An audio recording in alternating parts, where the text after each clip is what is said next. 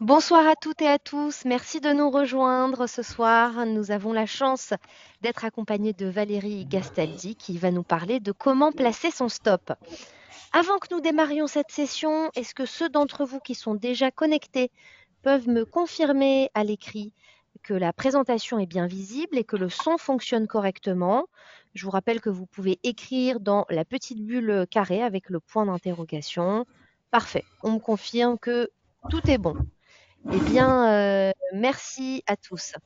Je vais te laisser quelques minutes, Valérie, pour que tu puisses te présenter. Voilà, le moment toujours que je redoute. Je sais jamais comment me présenter. Donc, écoutez, je travaille donc pour Day by Day, qui est une société qui fait du conseil en analyse technique, entre autres, mais en fait à partir de toutes sortes de méthodes qui reposent sur le comportement des investisseurs, puisque l'analyse technique, ou plutôt devrais-je dire l'analyse chartiste, parce que ce que l'on fait de l'analyse chartiste, s'appuie sur le fait que les gens ont un certain nombre de comportements réguliers et que notamment au moment où il y a de l'émotion dans le marché, ces comportements réguliers se manifestent beaucoup plus fortement et ça permet de trouver des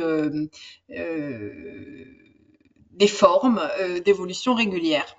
Et ce soir, justement, donc on va parler du placement du stop. Il y a plusieurs méthodes, mais on va voir ensemble une méthode de placement basée sur l'analyse chartiste et l'analyse des tendances. Voilà. Parfait, merci beaucoup. Alors, je vais vous présenter rapidement IG. Juste avant ça, un petit rappel sur les risques. Alors, je ne vais pas tout vous lire, je vous invite à lire la slide, mais sachez que ce que va vous présenter Valérie, c'est tout simplement son point de vue, sa lecture du marché et sa méthode. C'est absolument pas des conseils ou des recommandations, hein, c'est simplement sa vision des choses. Sur IG, il y a énormément de nouveaux clients qui nous rejoignent, donc vous avez fait le bon choix. Vous êtes avec un intervenant de qualité et un broker sérieux. Encore aujourd'hui, j'ai eu beaucoup de personnes au téléphone qui ont eu des déconvenues avec des brokers offshore avec lesquels ils n'arrivent pas à récupérer leurs fonds. Donc vraiment, voilà, faites le choix à chaque fois de la sécurité, vérifiez les régulations et assurez-vous que vous êtes avec des intermédiaires de qualité. IG, nous sommes régulés depuis 17 ans en France. On a plus de 50 ans d'expertise, spécialiste du produit dérivé avec des outils vraiment dernier cri, hein. Vous avez accès à TradingView, ProRealTime, une application mobile ultra performante, une application web également qui est très intuitive et un service client qui est disponible facilement et vous pouvez parler à des gens en français qui peuvent vous répondre et qui sont expérimentés. Et ça n'a pas de prix. Voilà. J'ai terminé. Eh bien, je te laisse la parole, Valérie. Très bien. Alors donc notre programme ce soir c'est comment placer son stop et on va donc repenser un petit peu à pourquoi parle-t-on de stop, hein, pourquoi est-ce qu'on place des stops ou pourquoi est-ce qu'on pourrait ne pas en placer justement et bien entendu je vais vous proposer une méthode pour placer un stop. Je vous promets rien de magique, il n'y a rien sur les marchés financiers qui marche en appuyant sur un bouton, hein, contrairement à ce que beaucoup de gens veulent vous vendre. Mais enfin, moi, je suis pas du tout là pour vous vendre des trucs. Ça m'est complètement égal. Je vous dis ce en quoi je crois, et c'est pas facile. Mais il y a quand même une façon de faire des choses efficaces. Alors, dans un premier temps, donc, euh, pardon. Je crois que d'abord, je voulais savoir justement si vous placiez des stops de votre côté. Et si vous les non, non, non, non, non, je me trompe. Le premier sondage, il vient après. Donc, il y a beaucoup de gens, quand ils commencent le trading, ils entendent dire qu'il faut couper ses pertes et qu'il faut placer donc des stops. Et il y a plusieurs façons de placer des stops, mais il y a notamment beaucoup de stops techniques qui sont proposés dans les logiciels.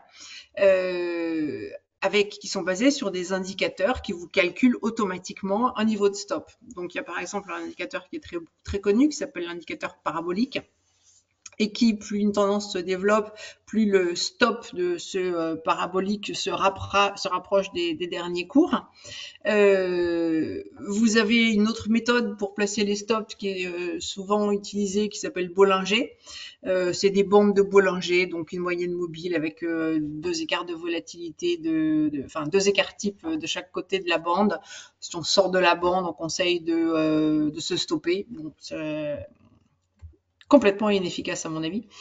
Average true range, ça c'est une façon de calculer une espèce de volatilité moyenne sur une période très récente qui vous permet de vous dire bon ben voilà, si on décale plus que ça, c'est qu'il y a quelque chose qui est en dehors des événements habituels.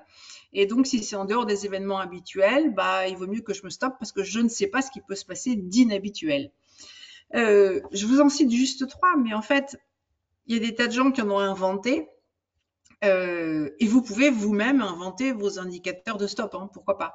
Cela dit, je suis complètement contre les indicateurs parce que il y en a aucun qui fonctionne.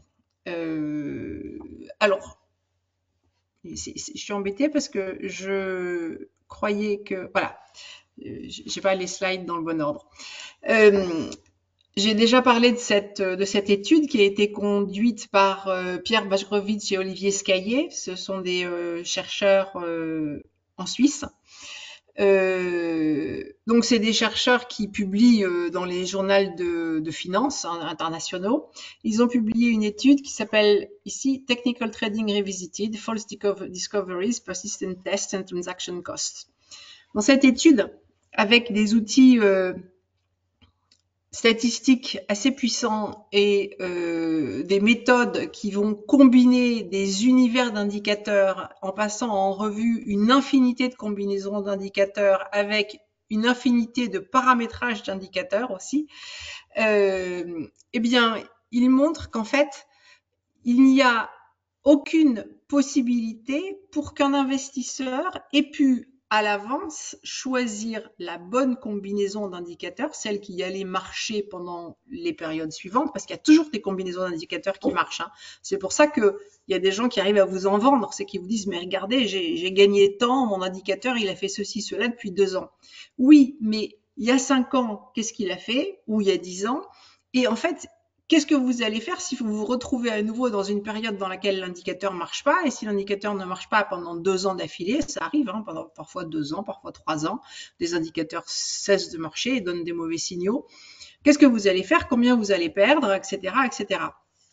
Donc, eux, ils ont fait ces tests et ils ont conclu que ça ne fonctionnait pas et que de temps en temps, ça donne l'impression de fonctionner, mais que dès qu'on prend en compte des frais et des frais à des niveaux qui sont bas, eh bien en fait, il n'y a plus de profit qui soit réalisé et il n'y a aucun de ces systèmes qui fasse mieux que le buy and hold, qui est tout simplement la méthode où on décide d'acheter une valeur et puis juste d'attendre et de la porter jusqu'à dans 2 ans, dans 5 ans, etc. Donc, voilà, les indicateurs, c'est bien, vous pouvez regarder, ça représente les choses de façon différente, ça peut donner une certaine objectivité, mais si c'est pour prendre des décisions, moi je vous le déconseille parce que ce ne sont pas des critères pertinents pour prendre des décisions puisque à la longue, ça ne permet pas de gagner de l'argent. Alors, il y a aussi ce qu'on appelle les stops financiers. Là aussi, il y a plusieurs approches dans les stops financiers.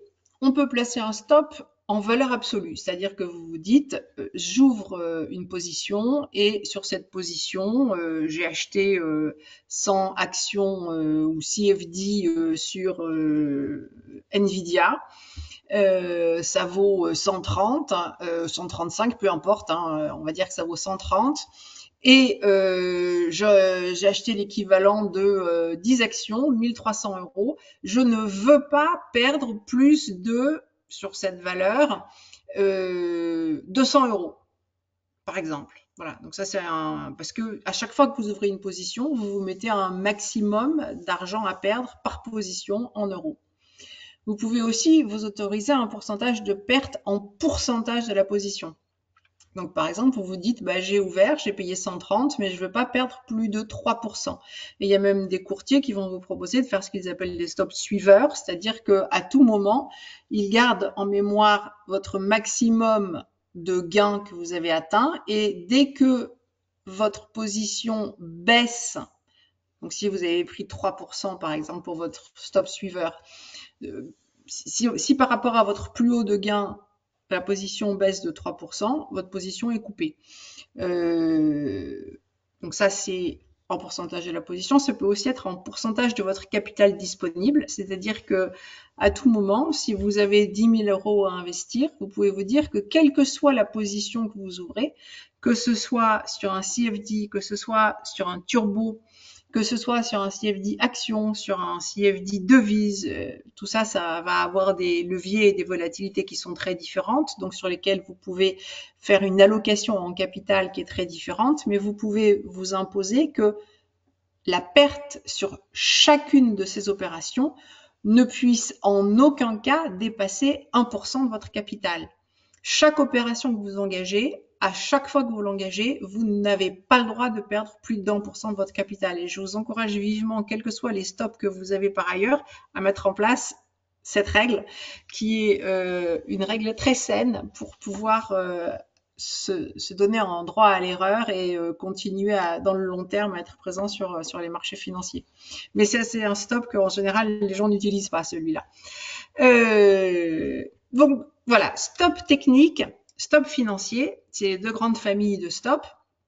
Et donc, la question que je voulais vous poser avant de placer un stop, c'était est-ce que vous utilisez l'une de ces deux familles pour placer vos stops? Stop Alors, technique ou voilà, financier? exactement. Et vous allez avoir le Proposez-vous? sondage qui s'affiche à l'écran. Vous pouvez juste cliquer et comme ça, Valérie pourra voir les Alors, résultats comme je vous ai dit en temps que réel. il y en avait beaucoup qui ne servaient à rien, vous allez peut-être pas vouloir dire ce que vous utilisez, mais bon, c'est anonyme. Hein, vous voyez que tout ce que l'on voit, c'est les résultats. Donc, vous pouvez cliquer sans gêne, sans souci. Vous êtes. Alors, en général, on a combien de gens qui votent? Ça dépend des publics. Hein, C'est il y a ça. des gens il y a des Généralement, on gens est qui dans les s'expriment. 70%. Ouais, il y a des gens qui s'expriment jamais et puis au premier sondage, on voit à peu près le public qu'on a. Donc vous êtes à 50-50, 64% à voter, vous êtes à 50-50. Allez, faites un effort, différenciez-vous. Rajoutez-moi quelques votes qu'on sache, parce que ça se tient. Hein. 68%, bon, voilà, ben voilà, Maëva, tu l'avais dit, on va à 70%. 77, bravo, il y a une bonne Voilà, la tendance participation. se renverse. Mais bon, un très léger avantage au stop technique, mais vraiment pas très très important. Bon, Alors, alors donc j'arrête le sondage, partage les résultats, comme ça, on pourra retourner sur. Voilà. 82%. Il y a eu un dernier intervenant qui a Mm. cliqué, donc on a un avantage pour le stop technique à 56%. Vous avez raison, c'est quand même mieux de mettre un stop technique, mais en fait, pourquoi placez-vous un stop? Voilà, question ouverte. Mais pourquoi placez-vous un stop? Alors, vous pouvez répondre dans la fenêtre, donc avec la petite bulle et le point d'interrogation, et vous pouvez répondre directement à Valérie. Vous inquiétez pas, Alors c'est moi, je vois pas anonyme, les hein. réponses, hein, Maëva. Il Voilà, faut que enfin, que tu nous les lises, parce qu'en fait, c'est ça ça. intéressera tout le monde. Voilà, on n'a pas de réponse pour le moment, on a une audience timide, mais soyez rassurés, c'est anonyme.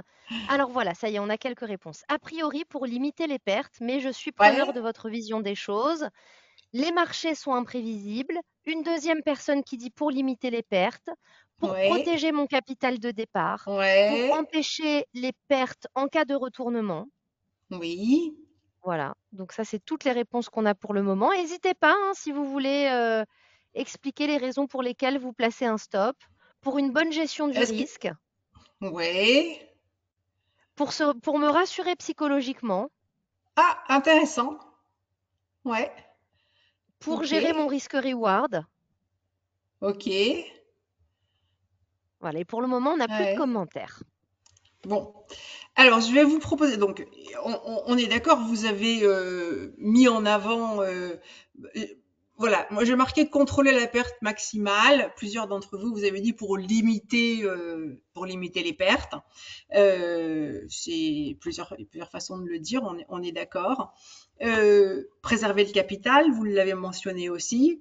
Alors, moi, j'en avais rajouté une, sélectionner parmi différentes stratégies. Peut-être que la personne qui parlait de risk-reward, c'était un petit peu ce qu'elle avait en tête, parce que effectivement, souvent, on place un stop aussi, parce que euh, au moins, on veut connaître le stop sur les positions qu'on envisage de prendre, parce que ça permet de voir, de les comparer et de se dire bon bah si je fais ça, mon risque il est à tel niveau, alors que sur telle autre action le risque est à tel niveau, etc. Quand vous faites ce genre de choses, n'oubliez pas de penser aussi à la volatilité des actions enfin ou des sous-jacents de façon générale. Il y a sur Air Liquide perdre 10% c'est difficile, mais en revanche si vous voulez traiter sur une valeur américaine comme Tesla, si vous n'êtes pas prêt à perdre 10%, vous traiterez jamais sur Tesla. Donc il faut ramener le stop à la volatilité de la valeur. Alors éviter la ruine, en fait, c'est quand même. Je sais que ça paraît un petit peu étonnant parce que vous allez me dire, oh, bah, oh, mais on va s'arrêter bien avant la ruine, etc. Oui, vous allez vous arrêter bien avant la ruine, mais quand même, n'oubliez pas que quand on a perdu 50% du capital, il faut doubler pour revenir là où on était. Et que quand on a perdu 50%, si on repère encore 50%, il faut faire x4 après. Donc c'est vraiment, ça se compose, hein, les pertes, et donc la ruine en fait, elle arrive très vite parce que en fait, on est ruiné parce qu'on n'arrive pas à remonter. Bon, et alors il y a un autre élément qui, pour moi, est super important, c'est ne pas s'entêter. Voilà, parce que parfois on a une idée en tête.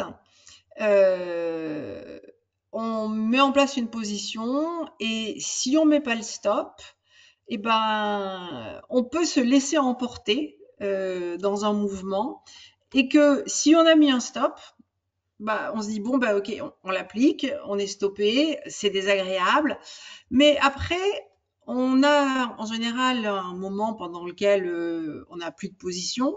Enfin moi je pense surtout au stop marché en général. Par action, ça peut être, on peut avoir des positions sur d'autres actions qui se passent bien. Euh, et du coup, ça donne le temps pour recommencer à réfléchir à froid. Parce que tant qu'on est en position qui se passe mal, eh bien, on part facilement dans des raisonnements spécieux. On a du mal à voir la réalité en face, souvent. Donc, le stop, effectivement, limiter les pertes, super important, préserver le capital, etc. On est d'accord, c'est pour ça qu'on en met. Il y a des gens qui n'en mettent pas. Alors, pourquoi pensez-vous qu'on puisse ne pas placer de stop? Quels sont les avantages à une méthode qui ne placerait pas de stop? Parce que moi, j'utilise des méthodes aussi qui ne placent pas de stop. Alors, juste Valérie, je te dis les derniers commentaires qu'on a reçus pendant que Oui, tu donnais les bien sûr. explications. Donc, il y a des gens qui expliquaient, je mets un stop pour quand je ne suis pas devant mon écran. Oui. Dans toutes les formations que j'ai suivies, on m'a toujours conseillé de mettre un stop, donc finalement, j'applique. Mmh. J'ai un ratio 1,5. Une autre personne qui dit, moi, j'ai un ratio de 2 pour 1. Stop automatique. Voilà. Et pour répondre à ta question de pourquoi ne pas placer de stop, donc des Il y a personnes déjà qui des disent réponses si qui on arrivent, trade, ouais. voilà, si on trade en swing, parce que je ne sais pas comment les placer, donc je n'en mets pas. Parce que je fais de l'investissement à long terme, voilà, par avarice, C'est joli ça. c'est joliment dit. Mais c'est une Long très bonne terme, raison, on est d'accord. Ouais. voilà, c'est une Mm. raison honnête au moins. Ouais, ouais, ouais. Long terme avec fondamentaux. Lorsqu'on a une vision très long terme, mais que nous ne sommes plus en trading, mais vraiment en investissement.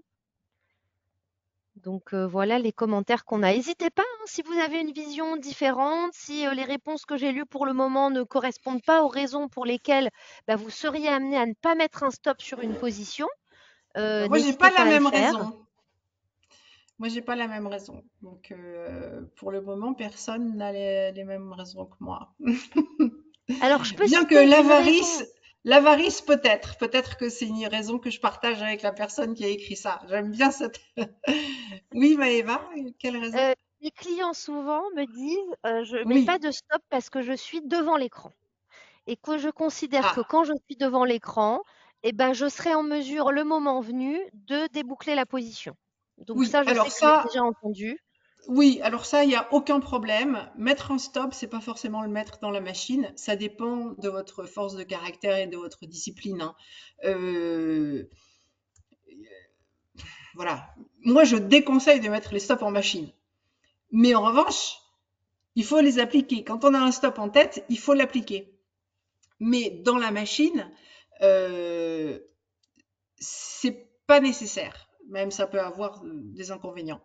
Ça Alors dépend justement, on a une effectivement. Si vous personne qui n'êtes pas dit, là, c'est autre chose. Enfin, donc il faut savoir adapter ça. La machine, elle rend des services, mais elle a des inconvénients. Donc c'est plutôt comme de faire babysitter ses enfants ou pas, hein, par une jeune fille qui est voisine dans l'immeuble. C'est bien, mais c'est moins bien que si vous êtes là quand il y a des problèmes. Bon, voilà. Mais c'est mieux qu'elle soit là quand même.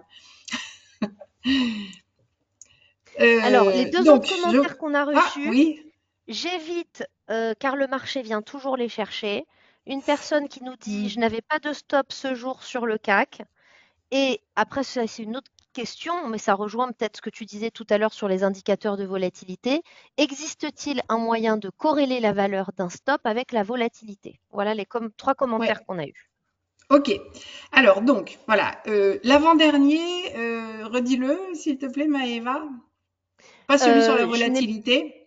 je n'ai pas mis de stop ce jour sur le CAC. C'était Non, plus juste un avant. commentaire Pardon, que pardon. Oui, alors ah, j'évite de mettre un stop voilà, car le marché j'évite. vient toujours les chercher. Bon, alors ça m'intéresse.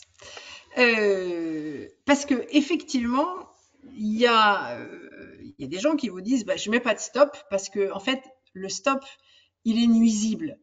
Le marché vient toujours le chercher. Ça peut être une façon de dire ça, c'est-à-dire que quand on place des stops, eh ben, trop souvent, on est coupé sur son stop, et puis on a l'impression que si on avait attendu un petit peu plus longtemps, en fait, on aurait gagné de l'argent au lieu d'en perdre, si on n'avait pas appliqué ce stop. Alors, la première chose que je veux dire sur ce sujet-là, c'est que on a tous une mémoire très très sélective et on a ce qu'on appelle un biais d'attribution, c'est-à-dire que on s'attribue à soi les réussites et on attribue aux autres ses échecs. Donc, quand vous dites que le stop vient toujours vous chercher, bah, s'il vient vous chercher et que effectivement juste après ça rebondit, c'est très dommage. Mais s'il vient vous chercher, mais que 3 jours plus tard c'était nettement plus bas, c'est moins dommage. Donc, il faut être très exhaustif quand on évalue les stops qu'on place pour savoir s'ils sont utiles ou s'ils ne le sont pas. Il faut impérativement être très exhaustif pour se rendre compte de la validité des stops que l'on place, pour savoir si il faut continuer à les placer ou s'il faut changer la méthode de placement pour avoir de meilleurs stops. Mais dire que on est toujours coupé, si vous me dites ça, c'est que vous n'avez pas la bonne méthode pour placer les stops. Donc, restez avec nous parce que je vais vous en proposer une dans laquelle on n'est pas toujours coupé. Et on va parler de volatilité aussi. Alors, qu'est-ce que c'est un bon stop finalement? Parce que On peut en placer, on peut ne pas en placer. Et moi, mon expérience, c'est qu'effectivement, les gens qui n'en placent pas, ce sont parce que ils ne savent pas le placer. Hein. Il y a quelqu'un qui nous a proposé ça d'ailleurs comme solution. Et peut-être que la personne qui nous a dit qu'il ne savait pas le placer a essayé d'en placer et s'est rendu compte que finalement, elle était trop souvent stoppée alors qu'elle n'aurait pas dû l'être. Donc, bien entendu, face à l'inefficacité de la méthode, elle arrête de placer un stop parce que en tenant ses positions, elle a eu l'impression qu'elle gagnait plus d'argent. Alors, ça, c'est tout à fait possible. Par exemple, quelqu'un qui commence à acheter des actions fin avril 2020, hein, vous vous souvenez peut-être, avril 2020, c'est un petit peu après les points bas de Covid, etc. Si vous achetez des actions ce jour-là, c'est pas la peine de mettre des stops, des actions américaines ce jour-là, parce que le S&P 500, il a monté pendant un an sans s'arrêter. Donc celui qui mettait des stops, il n'arrêtait pas de perdre de l'argent avec ses stops, et celui qui achetait et qui revendait comme ça au petit bonheur la chance, il gagnait tout le temps de l'argent sans avoir aucune technique et aucune méthodologie. Mais un bon stop, ça doit avoir plusieurs qualités. Un bon stop, ça doit éviter les grosses pertes. Alors, grosse, ça dépend des horizons de temps sur lesquels on traite, hein, bien entendu. C'est pas la même chose une grosse perte si on traite à court terme. Pour moi, court terme, c'est 3 semaines à 2 mois. Auquel cas, on va avoir tendance à tolérer des pertes autour de 5% selon les valeurs. Hein. Ou si on traite à 6-12 mois, auquel cas, on va falloir avoir des stops qui seront plutôt à 15-20%. Mais bien entendu, à chaque fois, les perspectives de gains sont aussi en proportion. Donc un bon stop doit éviter les grosses pertes. Mais un bon stop ne doit pas couper les positions qui se seraient transformées en gains peu de temps après. Le peu est important parce que bien entendu que si vous êtes stoppé, ça baisse pendant 10 jours et ça baisse avec une ampleur qui est au moins l'ampleur de ce que vous auriez gagné si vous aviez eu raison. Donc, vous avez acheté, vous pensiez que vous alliez gagner 7%. Vous êtes stoppé et on perd 7%, bah vous avez bien fait d'être stoppé, même si après on va à votre cible. Hein, parce que vous voyez que vous ne pouvez pas accepter de perdre 7% pour pouvoir en gagner 7. D'autant que la perte de 7% après avoir été stoppé, ça veut dire qu'il y avait déjà la distance au stop et que donc vous n'aviez pas du tout le bon timing pour intervenir. Donc un bon stop ne coupe pas les positions qui seraient transformées en gain peu de temps après. Mais du coup, le bon stop, il doit s'appliquer sans regret. Moi, quand je suis stoppé, je suis stoppée, quoi. Voilà, ça me fait ni chaud ni froid, mais ça fait 30 ans, 35 ans, je sais plus que je pratique les stops. Donc, j'en ai pris un paquet qui était très désagréable à prendre et qui n'était pas justifié, mais maintenant, je sais que mes stops, ils sont justifiés. Et de temps en temps, il y en a où je suis stoppée et ça repart derrière, hein, ça continue à se produire. Mais vraiment, c'est pas du tout la majorité. Je dirais que c'est entre 5 et 10% maximum des stops que je suis amenée à placer dans le marché. Donc, ça ne porte pas préjudice à l'ensemble de la méthode. Et du coup, s'il s'applique sans regret, un bon stop, on arrive à l'appliquer continuellement. C'est-à-dire que qu'il soit dans la machine ou qu'il ne soit pas dans la machine, à chaque fois que vous ouvrez une position, vous devez toujours savoir dans quelles conditions vous vous stopperiez. Même si vous prenez des positions long terme, je gère un portefeuille long terme dans lequel je garde les positions parfois pendant 2 ou 3 ans, parfois seulement pendant 3-4 mois quand ça marche pas. Mais justement, si au bout de 3-4 mois ça n'a pas marché et que j'ai vu que j'étais passé sous mes niveaux de stop, je coupe. Mais effectivement, cela dit, dans les portefeuilles très long terme, il faut réfléchir en performance relative à l'indice et pas en performance absolue. Peut-être qu'un jour on fera un séminaire là-dessus, je sais pas, mais c'est un petit peu différent. C'est pas le niveau de prix en soi auquel il faut réagir, c'est le niveau de prix relatif à l'indice. Voilà, donc ça c'est un bon stop. Le stop financier, quelle qualité a-t-il? Le stop financier, il est bien parce que, donc on avait dit, un stop financier peut être en valeur absolue, en pourcentage de la pollution, en pourcentage du capital disponible. Il répond à une de ses qualités, il évite les grosses pertes. À moins que vous mettiez un stop financier à moins 50%, mais en général, c'est pas comme ça qu'on les place. c'est sûr que ça va vous éviter les grosses pertes. Mais en revanche, est-ce qu'il ne coupe pas les positions qui se seraient transformées en gains peu de temps après? Absolument pas. En fait, même effectivement, les stops financiers, très souvent, quand ils sont déclenchés, peu après, la valeur rebondit. Ça arrive hélas fréquemment, c'est vrai. Donc, on a des regrets quand on applique un stop financier. Et du coup, on n'arrive pas à l'appliquer continuellement. Parce que la raison pour laquelle on arrête d'appliquer les stops, c'est parce qu'ils ne sont pas pertinents. Donc, il faut surtout pas utiliser les stops financiers, sauf, je vous le rappelle, en pourcentage du capital disponible. Ça, c'est un stop que vous pouvez avoir présent à l'esprit, en plus de toutes les autres méthodes de stop. Alors, moi, ce que je vous propose donc, c'est un stop qui est basé sur l'analyse de la tendance, parce que tout ce que je propose, c'est toujours basé sur la compréhension de la tendance. La tendance, c'est la seule chose sur laquelle l'intelligence artificielle n'arrive pas encore à battre l'être humain. Ça va venir, hein, sans doute, mais pour le moment, elle ne sait pas faire. Et le niveau d'invalidation, j'en ai déjà parlé, on en a reparlé dans le séminaire précédent. Si vous voulez, on en parle régulièrement, mais on va revoir ce que c'est. Je vous rappelle donc qu'il y a 3 tendances en analyse technique. Il y a les tendances haussières qui se définissent par la succession de 2 creux et 2 sommets ascendants. Il faut qu'ils soient intercalés de façon à peu près régulière. Dès que vous avez 2 sommets ici et 2 creux ascendants, vous êtes en tendance haussière. Vous avez les tendances baissières, c'est exactement la même chose en sens opposé, c'est-à-dire que c'est défini dès que vous avez 2 sommets descendants et 2 creux qui sont descendants.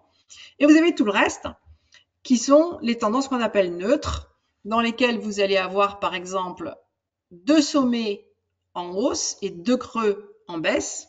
Bon, ben ça fait égalité, la balle au centre. Ou alors, vous pouvez avoir 2 creux en hausse et 2 sommets en baisse.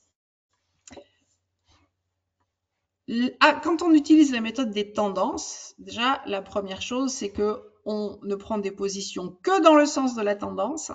Donc, on ne peut qu'acheter dans une tendance haussière et on ne peut que vendre dans une tendance baissière. Quand on est en tendance neutre, du coup, on est censé ne rien faire. Il ne faut pas toucher à une tendance neutre.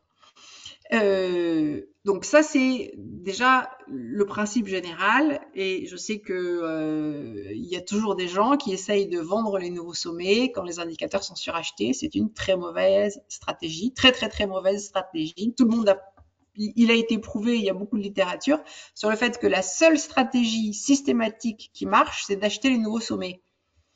Donc tous ceux qui veulent les vendre parce que c'est suracheté, c'est une très mauvaise idée. Alors, le niveau d'invalidation, c'est le niveau qui va interrompre une tendance haussière ou une tendance baissière. Quel est le niveau qui va interrompre une tendance haussière? Donc là, j'ai représenté une tendance haussière, j'ai l'évolution des prix, j'ai 2 creux qui sont en hausse, 2 sommets qui sont en hausse, donc je sais que je suis en tendance haussière. S'il se passe ça, donc ça, c'est ma deuxième observation. Les prix ont rebaissé jusqu'ici. Ma tendance est toujours haussière, hein, puisque je peux toujours tracer, je suis toujours au-dessus de ce creux. Là, j'ai toujours mes sommets qui sont ascendants et mes creux qui sont ascendants. J'en ai toujours au moins 2 de chaque. J'ai même 3 sommets, mais il me suffit d'en avoir 2, les plus récents. Et j'ai toujours mes 2 creux. Mais s'il se passe ça, alors il y a quelque chose qui change. Parce que quand je vais analyser mes creux, j'ai bien toujours mes sommets qui sont en hausse. Là, j'ai un creux. Là, j'avais mon deuxième creux qui était en hausse. Mais maintenant, je suis passé en dessous. Donc, ça veut dire que depuis qu'on est passé en dessous de ce niveau-là, ma série de creux n'est plus en hausse. Puisque ce creux-là, il est plus bas que celui-là. Donc, si je fais un petit flashback, je me retrouve dans une situation qui est une de ces deux-là, avec une désorganisation des niveaux. Il y a certains niveaux qui sont en hausse et certains des sommets qui sont en hausse et des creux qui sont en baisse, ou bien alors des sommets qui sont en baisse et des creux qui sont en hausse. Mais en tout cas, je n'ai plus cette régularité du mouvement haussier. Donc, ce niveau qui retourne la tendance, c'est donc ce qu'on appelle le niveau d'invalidation. Et la définition chartiste pure, c'est de dire que le dernier creux est le niveau d'invalidation. Et quand une tendance haussière est invalidée, on entre dans une tendance neutre et donc on arrête de traiter. Hein, on attend soit que la tendance redevienne positive au bout d'un certain temps, soit que la tendance devienne baissière au bout d'un certain temps à nouveau. Donc, ce que je disais tout à l'heure, oui, il y a une question. Oui, exactement. Il y avait des remarques par rapport à ça, Oui, Valérie, et des questions. très bien, allez-y. Voilà, est-ce qu'on voit la tendance dans un intervalle jour ou semaine? Et Comme on l'autre veut. question est un petit peu liée à ça. Comment adapter son stop lorsque des positions sont tenues un jour jusqu'à une semaine? Alors, toutes les méthodes d'analyse graphique sont fractales. Donc, on peut les répliquer, quels que soient les horizons de temps. Il faut juste que vous changiez le graphique que vous utilisez. Si vous tenez des positions pendant un jour à une semaine, il faut que vous travailliez sur un graphique en 120 minutes. Si vous voulez tenir des positions pendant 6 mois, vous allez travailler sur un graphique plutôt en base hebdomadaire. Si vous voulez travailler sur des positions que vous allez clôturer avant la fin de la journée, donc le matin vous arrivez, vous n'avez rien en position et vous voyez que le soir vous ne plus rien avoir en position non plus, alors il faut plutôt que vous travailliez sur du 15 ou du 30 minutes, des barres 15 ou 30 minutes. Mais attention, plus vous allez être sur des horizons de temps courts, plus vous allez être en concurrence avec des algorithmes de marché qui pensent beaucoup plus vite que vous, qui transmettent les ordres beaucoup plus vite que vous, donc vous n'avez aucune chance, juste aucune. Hein, voilà, à long terme, il y a des jours où ça va marcher, hein, bien entendu. Le hasard fait parfois bien les choses. Mais à long terme, vous n'avez aucune chance sur les horizons de temps intraday, qu'on appelle vraiment intraday, c'est-à-dire ouverture-clôture dans la journée. C'est impossible. J'ai répondu aux deux questions là, du coup, ou pas? Oui, oui, oui, Ouais, tout à fait. Et alors, du ok. coup, il y a eu un Oui. commentaire suite à ta réponse. Pour une unité de temps en 15 minutes, peut-on utiliser la tendance de 4 heures? Est-ce que ça peut servir de regarder ces deux en parallèle? Alors, je suis pas sûre de comprendre la question en fait. Alors, Bah, une je pense unité de que c'est temps en 15 minutes, ça veut dire que vous avez des barres 15 minutes, hein, on est voilà. d'accord. Et je Et pense donc, que la sur tendance de l'horizon de temps plus 4 long heures, terme, il regarde le 4 heures. Voilà.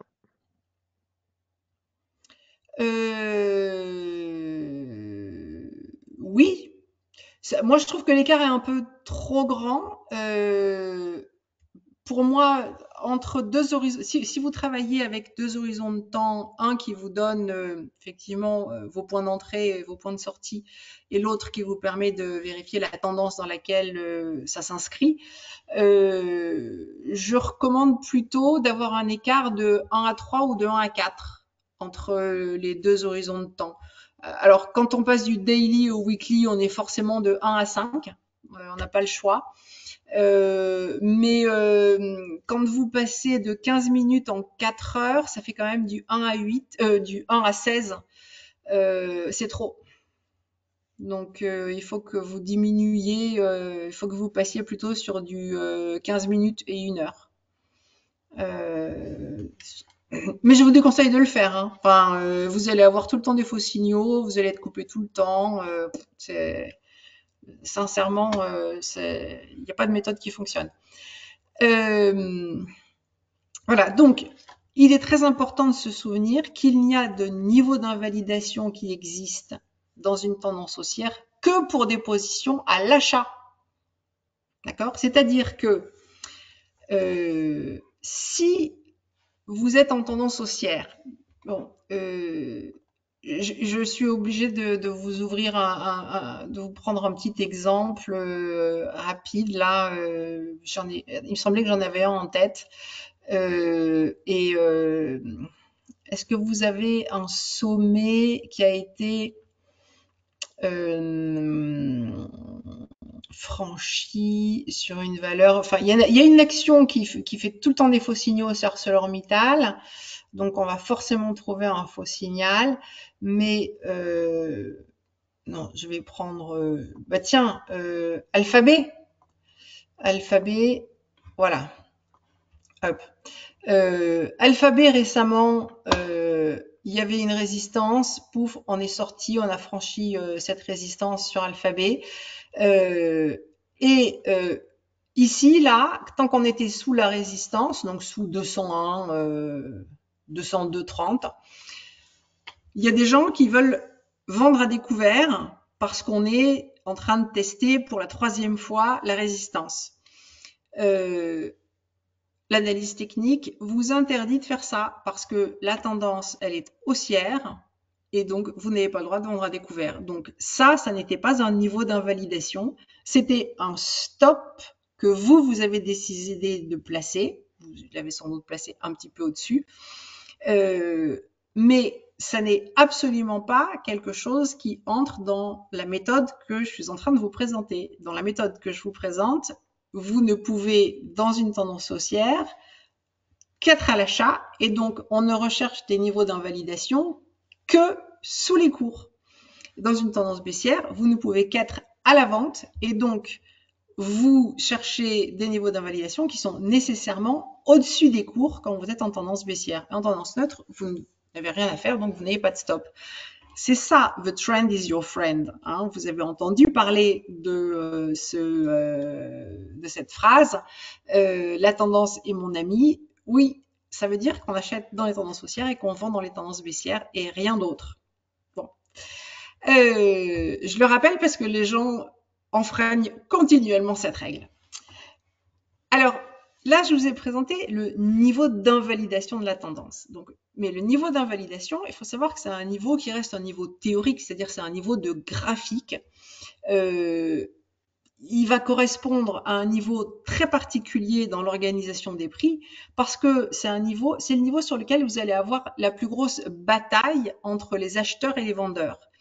Grosse bataille pour faire rebondir les prix ou au contraire pour enfoncer le niveau. Mais autour d'un niveau d'invalidation, vous avez tendance à avoir soit une grosse accumulation, soit de la volatilité. On ne sait jamais la forme que ça va prendre parce qu'il y a 2 façons de traiter un niveau. Soit vous vous mettez vraiment sur le niveau et vous bougez plus, soit au contraire, vous balayez le niveau avec frénésie et puis finalement, paf, vous partez dans un sens. Et ça, on peut pas le prévoir, ça, hélas. Donc, c'est un niveau de bataille, un niveau d'invalidation. Et selon l'heure de la journée, selon les nouvelles que l'on a eues, selon les émotions par lesquelles le marché est passé, le bruit qu'on va avoir autour de ce seuil, il va varier. Donc ça, il faut arriver à trouver une façon de s'adapter à ces changements de bruit qui peuvent exister selon les périodes. Alors, le stop loss, c'est pas le même mot parce que c'est pas tout à fait pareil que le niveau d'invalidation. Le stop loss, c'est un niveau qui doit être adapté au marché. Donc, ça doit être un niveau de marché. C'est un niveau que vous allez entrer à un moment donné dans une machine parce que vous allez vendre ou acheter, enfin revendre ou bien racheter à perte sous ce niveau de stop loss. Et donc, ce niveau de stop loss, il est basé sur le niveau d'invalidation, mais il doit prendre en compte ce bruit théorique et donc il va ajouter une marge autour du niveau théorique. Et cette marge, il faut parfois être un petit peu souple sur une période de temps très courte. Donc c'est pour ça que je ne vous encourage pas à placer les stops en machine de façon systématique si vous êtes disponible pour surveiller vos positions. Bien entendu que si vous n'êtes pas disponible, il vaut mieux avoir un stop un peu mal placé et puis petit à petit progresser que pas de stop du tout, hein, parce que de temps en temps, ça décale carrément fortement. Mais bien sûr que l'idéal, c'est quand même de se donner le temps de voir le marché arriver sur le stop. Si vous arrivez sur le niveau d'invalidation, devrais-je dire, parce que si vous savez bien identifier les niveaux d'invalidation, vous allez voir que sur les niveaux d'invalidation, le marché réagit dans, allez, 95 à 97% des cas. C'est-à-dire que ça va toujours vous donner un temps de réflexion. Bon, sauf si vous êtes sur un horizon de temps 15 minutes où vous n'avez pas le temps de penser, hein, effectivement. Mais si vous êtes sur des horizons de temps avec des barres quotidiennes ou des barres hebdomadaires, vous allez avoir un moment pour réfléchir et vous poser la question, quand vous arrivez sur ce niveau de stop, vous avez pensé la veille au bruit typique de marché que vous devez tolérer, et là, vous vous dites, bon, bah ok, maintenant, à quel moment dans la journée est-ce que je l'applique et comment faites-vous pour décider de ce problème-là? Alors, moi, là, dans ce cas-là, je vous propose d'utiliser deux indicateurs. Ils vont pas répondre à toutes les possibilités. Il y en a un, je suis désolée, mais il n'est pas disponible en général sur la plupart des plateformes, mais c'est le seul indicateur c'est l'indicateur le plus puissant qui existe, c'est les indicateurs de Tom de Mark. Vous pouvez vous les programmer si vous êtes sur des horizons de temps court terme et que vous êtes un peu geek, vous allez savoir le faire. Et sinon, l'ADX. Bon, ça, l'ADX, on le trouve sur toutes les plateformes, hein, DMI, ADX. Ce sont des indicateurs qui sont extrêmement sensibles l'un comme l'autre et qui vont vous aider à identifier les moments où le marché est vraiment... Alors, mettons-nous dans le cas où vous êtes à l'achat, hein, et que donc le marché a baissé. Si vous arrivez sur votre niveau de stop et que votre indicateur il est extrêmement survendu, et quand je dis extrêmement, il faut qu'on soit dans ces zones qui sont bien identifiées par l'ADX ou Tom de Mark, d'extrême. Il ne faut pas regarder le MACD, surtout pas regarder le stochastique, ni même le RSI, parce que c'est des trucs où le RSI il peut être survendu et rester survendu pendant 15 jours.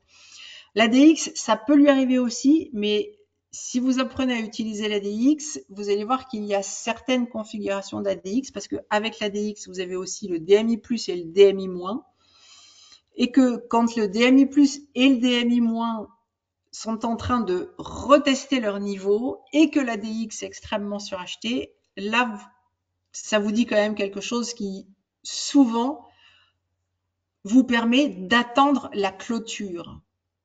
D'accord? Pas plus que la clôture.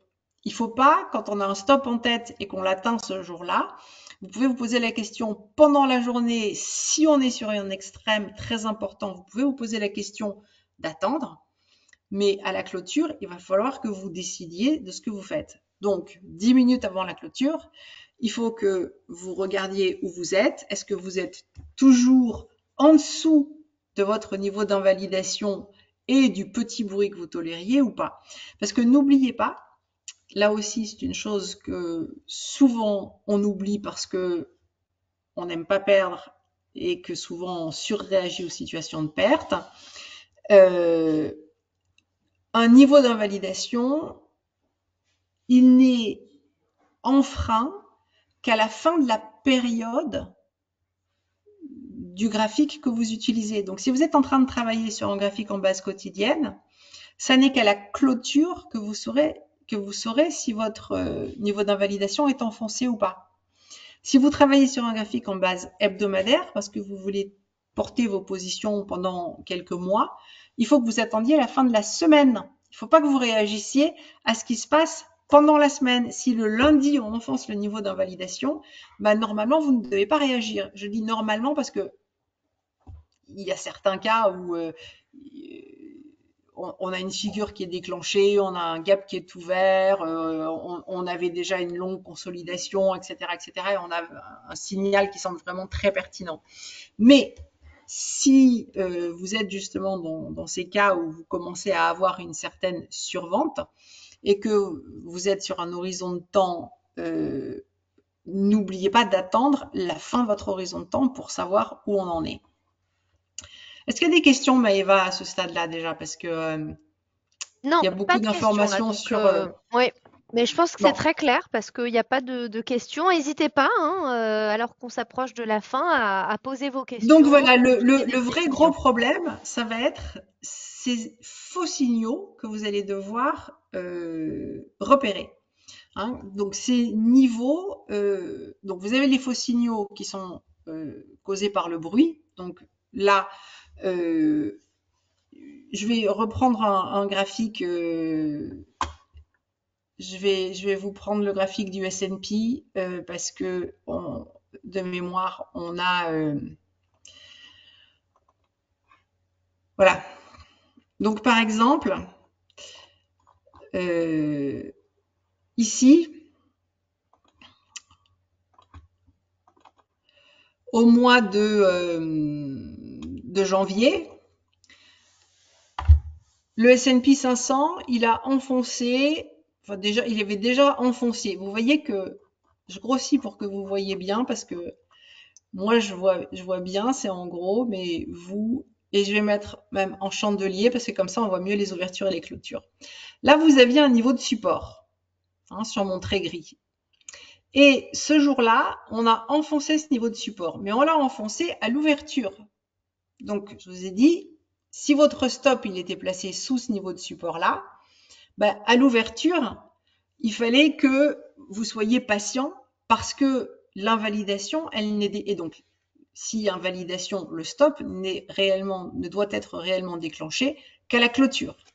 Donc ici, est-ce que ça, c'était dans la limite de toute façon du bruit qu'on doit tolérer quand on traite sur le S&P 500? Alors il y a plein de méthodes pour évaluer, donc, et notamment l'average true range hein, dont je vous parlais, pour essayer d'évaluer la volatilité classique du S&P 500. Moi, je fais beaucoup plus simplement. Je regarde mon graphique, je regarde la taille des bougies. Bon, ça, je vois que c'est une bougie exceptionnelle, hein, très clairement. D'habitude, elles ne sont pas comme ça. Mais je trouve que cette bougie-là, c'est une bougie qui est standard. Donc je la mesure, je vois que le plus haut de ce jour-là, c'était 5820. Le plus bas de ce jour-là, c'était l'eau. Non, j'ai pas bien lu parce que là, attendez, voilà, l'eau 5775. Donc, je vérifie que j'ai bien lu. High 5820, oui c'est ça. Donc 22 et 25, ça fait 47 points. Donc 45 points à l'œil, hein, mais ça suffit très, très largement à l'œil. Je vois que 45 points, c'est quelque chose qui est la variation d'un jour. Et moi, je me dis que de toute façon, mon niveau de stop doit être au moins une demi-journée en dessous de mon invalidation. Au moins. Ok, donc ce jour-là, on devait être tout juste dans le 5830 avec un niveau qui était à 5853. Ça fait 23 points. Voilà, c'était pile la moitié de mon minimum de bruit que je suis obligée d'accepter. Donc de toute façon, ce niveau-là, un, il était dans mon minimum de bruit, et deux, on est reparti à la hausse très vite. Après, on a refait la même chose ici en séance. C'était pas à l'ouverture, c'était en séance. Hein. On passe en dessous, on revient au-dessus. Donc là aussi, il fallait tenir la position. Et le problème, vous allez me dire, il est là parce que ce jour-là, non seulement on passe en dessous, je vais mettre en clôture, non seulement la clôture, elle est en dessous, hop, voilà. Mais on est aussi en dessous des deux précédents, enfin, on est tout juste sur les précédents niveaux. Alors là, il y a un séminaire que j'avais proposé sur Fibonacci il y a un bon moment. Quand je fais une analyse, et ça demande un petit peu d'expérience pour trouver le bon niveau d'invalidation, la théorie, elle dit que c'est le dernier creux. Mais vous voyez que entre ce creux-là et ce creux-là, c'est pas facile de savoir lequel des deux est le plus pertinent. Parce que par exemple, parce qu'il faut comprendre, quand on regarde un graphique, il faut comprendre le rythme du marché. Et il faut comprendre les enchaînements de mouvements. Donc, par exemple, si on part d'ici, là, on a un premier creux important. Je vais le mettre bien épais pour que vous le voyez. À ce creux va répondre ce sommet. À ce sommet répond ce creux. Mais à ce creux, ce qui va répondre après, c'est pas ce sommet, c'est celui-là. Parce que cette baisse-là, elle est trop petite pour venir consolider ça. Donc en fait, on a un seul mouvement de là à là. Et ça demande de l'expérience pour faire ce que je vous dis. Je vous ai dit, j'ai pas de méthode magique. Et après, à ce sommet-là, vient correspondre ce creux. Et alors après, effectivement, la question se pose de, à ce creux, est-ce que c'est ce sommet qui va correspondre ou est-ce que c'est celui-là? Et là, effectivement, le repli, il est important. Le repli est important, mais il est quand même très court. Et cette hausse-là aussi, elle est très courte. Donc, cette espèce de truc-là, ce blurp, pour moi, c'est pas mon horizon de temps. C'est insuffisant comme horizon de temps. Donc, il fallait attendre que ça reparte. Et d'ailleurs, vous voyez ici, enfin, on a la polarité. Bon, ça pouvait se discuter, mais bon, moi, j'ai estimé que ça devait continuer. Et alors, pourquoi c'est important? Parce que ça veut dire que déjà, vous vous posiez la question de est-ce que le stop pertinent, c'est celui-là ou est-ce que c'est celui-là? La deuxième chose, c'est que ici, il y avait une tête-épaule. Donc, quand il y a des têtes-épaules sur le S&P, il ne faut surtout pas vendre.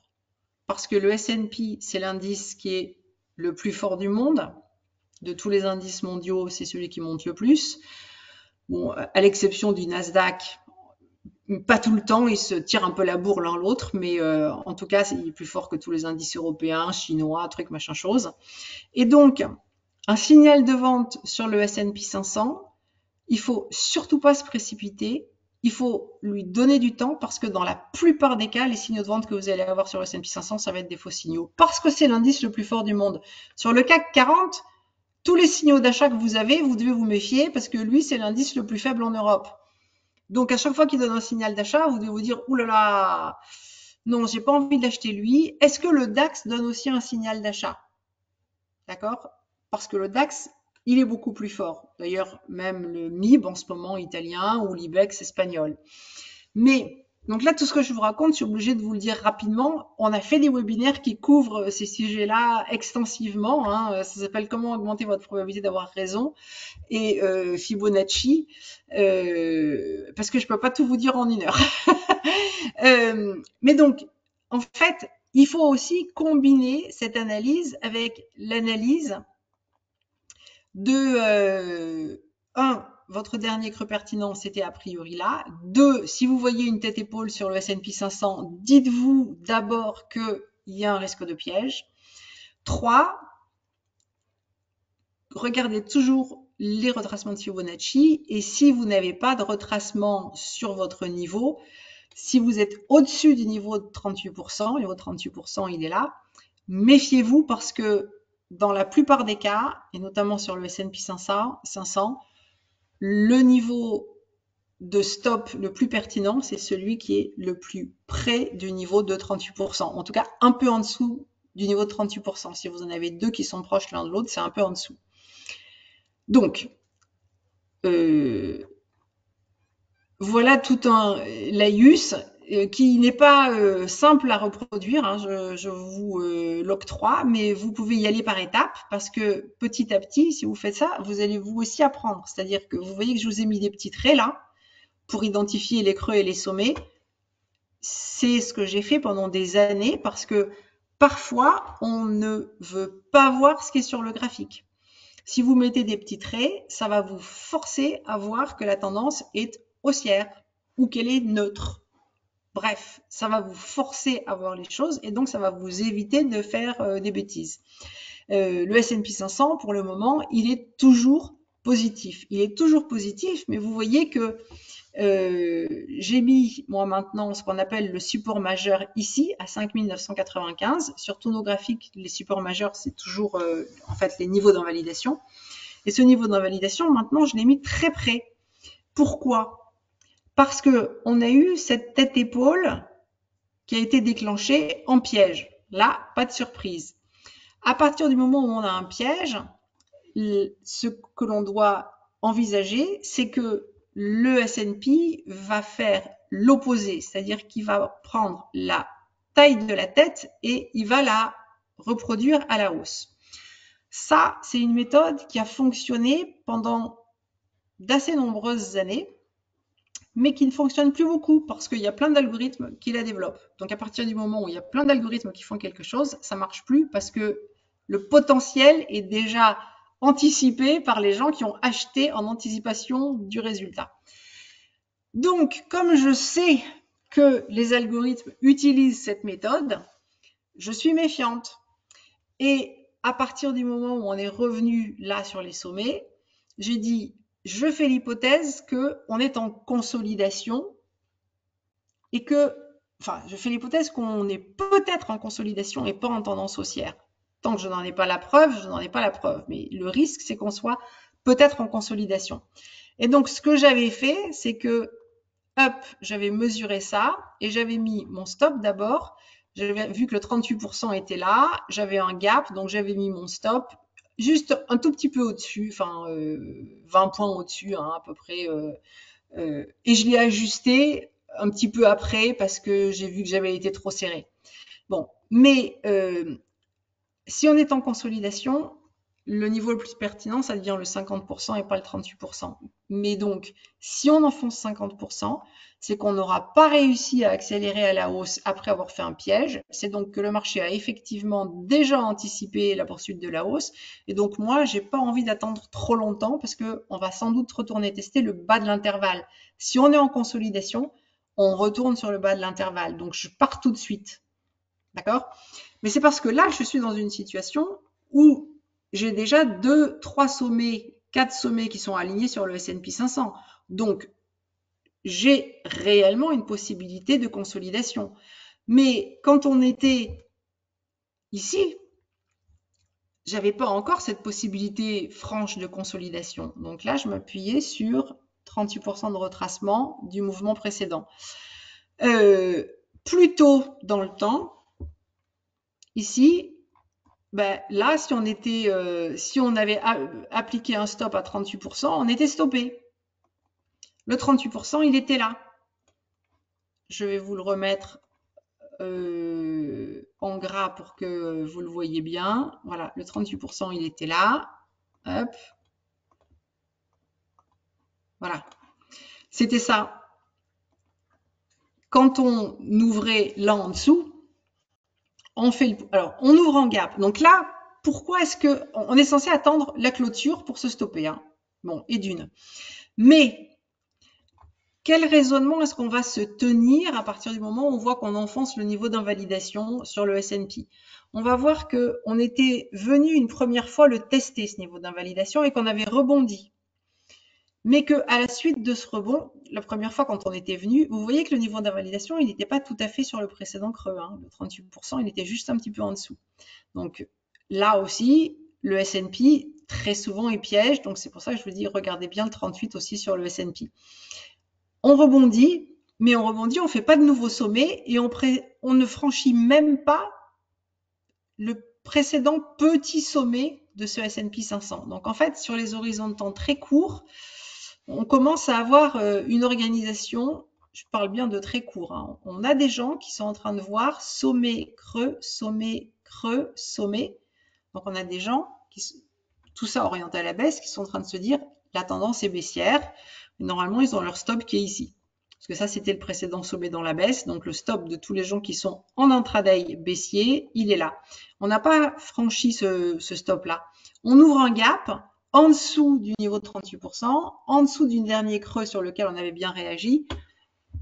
Bon, on n'a plus de problème de surachat, survente, je veux dire, à ce niveau-là, puisqu'on a déjà eu cette consolidation. Donc là, c'est un petit peu embêtant. Et vous voyez, comme je vous disais tout à l'heure, est-ce qu'on est embêté ou est-ce qu'on est content d'avoir été stoppé? En fait, là, c'est un bon stop pour moi, ça. Bien sûr que ça n'a pas duré longtemps parce que, en gros, si vous vous stoppiez le soir à la clôture, vous vous stoppez là. Mais on baisse quand même de nettement plus que, on baisse pas mal sur un horizon de temps court terme, hein. C'est des grosses bougies. Alors après, bien entendu, on a rebondi, mais on a rebondi, on n'est pas revenu faire un nouveau sommet et on est revenu une fois encore sur ce même niveau. Ce niveau, il a été très important vraiment, hein, 5004. Donc quand on revenait là, vous aviez après encore la possibilité, vous allez certainement pas oser acheter, mais vous pouvez acheter après pendant la hausse, juste un petit peu après, en vous disant bon bah là j'ai repris une organisation de creux en hausse toujours. J'ai ces deux sommets qui sont à plat, mais j'ai un historique long quand même sur le S&P avec tout ça derrière de tendance haussière et donc ça se tue pas si facilement une tendance haussière. Dites-vous toujours qu'une tendance, quand elle est bien établie, comme elle l'est sur le S&P 500, comme elle l'a été ici là en 2020-2021, c'est toujours très compliqué à tuer. Euh, il faut s'y prendre à plusieurs fois. Donc il faut pas surréagir dans les tendances haussières très longues aux faux signaux de vente. Euh, alors J'ai donc, juste une petite demande, oui, Valérie. Est-ce oui, que oui. sur ton graphique, tu peux juste afficher le tome de marque des personnes qui aimeraient juste voir à quoi ça ressemble? Juste, voilà, très rapidement. Le tome de marque en daily, il est là. Donc c'est pas facile à utiliser, hein. On le trouve pas facilement et c'est compliqué. Et le tome de marque, il donne deux types de signaux. C'est quand il y a des 9, c'est un signal faible. Il faut pas toujours l'appliquer. Et normalement, quand il y a un 13 avec une flèche, c'est un signal aussi. Alors, c'est des signaux qui sont toujours des signaux contre la tendance. Toujours. Ça ne va jamais vous donner un signal d'achat dans une tendance haussière et ça ne va que vous donner des signaux de vente dans une tendance haussière. C'est pour ça que je l'utilise. Parce que moi, j'ai une tendance à la base qui ne me fait qu'acheter tout le temps en tendance haussière et que vendre tout le temps en tendance baissière. L'avantage donc de Tom de Marque, c'est que c'est quelque chose qui vient équilibrer ma méthode de base. Ça ne me dit pas la même chose, c'est pas un doublon. Est-ce que je vends en tendance haussière parce que Tom de Marque me dit de vendre? Non, surtout pas. Mais si j'ai quelque chose, par exemple, là, j'ai un truc qui me dit de vendre et on franchit, est-ce que je me précipite pour acheter à ce moment-là? En fait, je reste un petit peu méfiante. Je ne suis pas forcément les signaux dans le sens de la tendance si Tom de Marque est à l'opposé. Je vais attendre un moment, je vais attendre d'avoir un repli, je vais acheter sur repli, etc. Mais ce qui m'intéresse, c'est surtout ce que va me proposer Tom de Marque sur un horizon de temps court au moment où on va venir tester mon stop. Donc, par exemple, ce jour-là, je vais passer sur 3 mois. 3 mois, hop, c'était quand donc 6 mois. Zut. Je télécharge pas tout le temps les historiques. Ben voilà, j'ai un problème de lien à ma base de données, donc je peux pas vous le montrer. J'ai vu que j'avais des trucs bizarres là, des phénomènes bizarres, et j'ai ma base de données qui est déconnectée. En fait, c'est sur l'horizon de temps inférieur, donc le jour où on vient pour tester votre niveau de stop.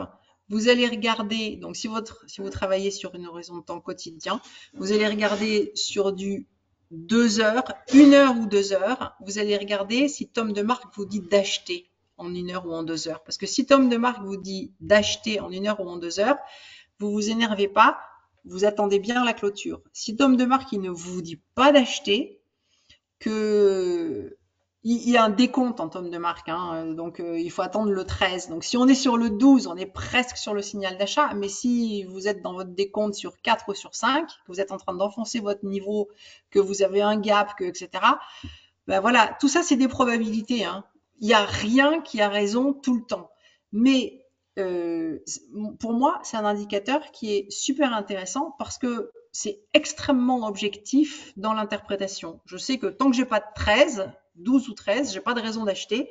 Et donc, si j'ai un signal de vente, bah, je vais plutôt appliquer mon signal de vente. Sauf dans un cas, et donc ça me permet de filtrer un ensemble de faux signaux, parce que comme on voyait au début, bah, les stops, si trop souvent on les applique au mauvais moment, bah après on veut plus les appliquer. Donc il faut filtrer les faux signaux. Bon, je vais fermer ça parce que ça marche pas. Il faut filtrer les faux signaux. Et c'est ce que je vous montrais là, c'est que le problème des tendances neutres, c'est que souvent elles donnent des faux signaux. Donc la tendance neutre, on le rappelle, c'est ça. Donc ici, par exemple, vous êtes à ce moment-là en tendance neutre. Vous avez vos deux creux en baisse et vos deux sommet en hausse. Et vous ne savez pas si c'est le début d'un retournement important ou bien si ce qui va se passer derrière, c'est paf, ça va repartir à la baisse. Et donc là, tome de marque aussi, super intéressant parce que si quand vous franchissez ici, c'est pas forcément un vrai signal d'achat, hein, d'ailleurs en analyse technique, parce que je vous ai dit que normalement vous traitez à la hausse quand vous êtes en tendance haussière, et là on n'est pas encore en tendance haussière, on est encore en tendance neutre, donc c'est très risqué. Mais ça ressemble à un double bottom pour certains. Mais si ici, Tom de marque, il vous dit que il va falloir vendre, bah vous suivez pas le signal, vous vous dites je vais aller voir une autre valeur, je reviendrai plus tard, etc., etc. Voilà, donc c'est ces trucs-là que vous cherchez à éviter. Et donc pour ça, l'ADX est pas mal, Tom de marque est encore mieux. Et juste, j'ai débordé, mais donc vous voyez, la détection des faux signaux, c'est ce dont vous avez besoin, c'est ce sur quoi il faut que vous travaillez.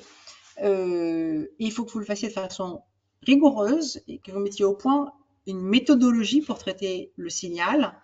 Je vous donne des indications. Je ne peux pas vous donner une méthodologie complète parce que je vous dis c'est vraiment une question de probabilité et il y a des milliers de cas et moi je ne travaille pas avec des indicateurs donc c'est mon estimation à chaque fois. Enfin, je ne travaille pas avec des indicateurs. Je regarde Tom de marque pour ne pas faire le contraire de ce qu'il me dit de faire. C'est tout. Mais je ne dis pas ce qu'il dit de faire. Je ne fais pas le contraire de ce qu'il dit.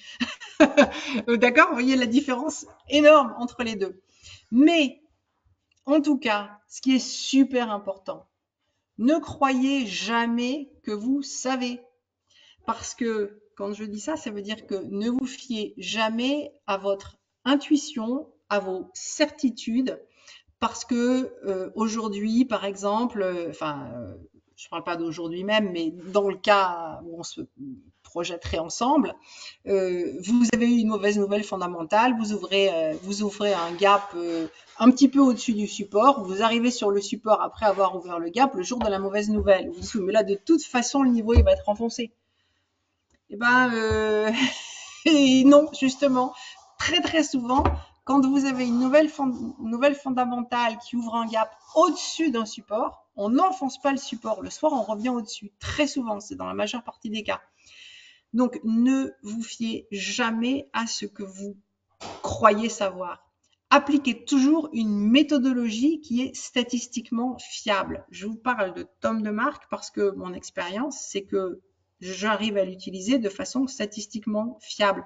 Je dis bien j'arrive à l'utiliser parce que peut-être qu'il y a des gens qui ne vont pas y arriver et qui en revanche ont un indicateur qu'ils ont bâti eux-mêmes et ils leur donnent cette fiabilité statistique dans leur utilisation de l'indicateur. Mais ce que vous voulez, c'est juste un filtre. Il ne faut pas que vous cherchiez une vérité absolue. Ça n'existe pas. Un truc qui marche à tous les coups, ça n'existe pas. Vous voulez juste minimiser le nombre de faux signaux pour pouvoir être capable de toujours continuer à appliquer votre stop. Donc, vous devez avoir juste des filtres. Je vous en ai donné quelques-uns. Évitez les valeurs qui sont en consolidation, c'est-à-dire en tendance neutre. Favoriser les tendances les plus fortes, donc qui présentent des polarités. On n'a pas reparlé des polarités, mais j'en parle souvent. Donc, quand on veut acheter un indice, on achète le S&P 500 ou alors on achète le DAX en Europe, mais on n'achète pas le CAC en ce moment, parce qu'il y a des moments où le CAC est fort aussi, mais en ce moment, c'est pas le CAC. Et puis combiner des tendances entre indices, entre secteurs et entre valeurs, parce que si vous avez, par exemple, en ce moment, il y a Hermès qui est tout en haut, qui n'arrive plus à monter, et Kering qui est très près d'être en bas et qui veut monter toute seule. Bon, alors de temps en temps, ça se produit que Kering arrive à monter pendant 15 jours alors que Hermès baisse, mais c'est quand même très très rare. Donc si Hermès ne veut plus monter, ne croyez pas que Kering va monter longtemps. Kering va peut-être monter encore un jour, 2 jours, mais après elle va s'effondrer, elle va se vautrer quoi, parce que ou alors Hermès monte aussi, mais il faut que vous trouviez comme ça. Moi j'appelle ça des preuves par 9. Hein. La preuve par 9, c'est on a cette méthode qui dit oui, mais si ça et ça me fait pas retomber sur mes pieds avec ça, c'est qu'il y a quelque chose qui cloche. D'accord? C'est ça que vous devez trouver et que vous devez mettre au point juste pour détecter des faux signaux et supprimer certains faux signaux. Et si vous supprimez certains faux signaux, vous allez voir que toutes les statistiques de votre compte de résultats de trading, elles vont commencer petit à petit à s'améliorer et que vous allez gagner de plus en plus d'argent et que donc tout va devenir petit à petit plus fiable. Donc décomposez vos problèmes. Un, apprenez à placer les niveaux d'invalidation. Et deux, apprenez à évaluer les bruits. Et trois, apprenez à évaluer les faux signaux. Je vous les mets dans cet ordre-là. Je trouve que c'est dans cet ordre-là qu'il faut traiter les problèmes. Vous pouvez essayer de tout traiter de front, mais en compartimentant correctement. Bon voilà, j'arrête parce que il est 8h15. Enfin, s'il y a Parfait, des bah questions, merci je beaucoup. réponds, hein, mais Non, il n'y avait pas de question, simplement une remarque, mais c'est une remarque oui. qu'on lit souvent. Oui, mais le CAC est à plus de 8000 points, sommet rarement atteint. Et c'est à chaque fois, Et c'est vrai qu'il y alors? a cette remarque. On est déjà tellement haut, c'est sûr que ça va baisser, en gros, c'est Ah ça bah un oui, peu. bah c'est exact, voilà, tout ce que. Alors, si vous voulez vendre un indice, vendez le CAC, mais pour le moment, on n'a pas de signal de vente. Hein. Donc, je suis d'accord avec vous. Moi aussi, je ne pensais pas qu'on allait monter comme ça en début d'année, mais il n'y a pas de signal de vente. Bon, enfin, il y a des valeurs qui en donnent, hein, mais pas beaucoup. Ben, merci beaucoup en tout cas Valérie. Ce webinaire sera disponible en replay. Vous êtes nombreux à m'avoir demandé la présentation. Ce sera disponible demain en replay sur IG Academy et sur notre chaîne YouTube. Si vous souhaitez qu'on aborde des thèmes prochainement, eh ben vous Ah m'écrivez un oui, des email idées. tout simplement. Voilà des idées. Ouais, maeva.chazal@ig.com. Si vous avez envie que Valérie aborde un sujet, quelque chose qui vous aiderait dans votre trading, eh bien, vous ouais. me laissez un petit mot. Voilà. Oui, ça serait très bien, ça. Donnez-nous des idées pour vous aider. Merci beaucoup Valérie, merci à tous pour votre attention et bonne fin de journée. Bonne soirée.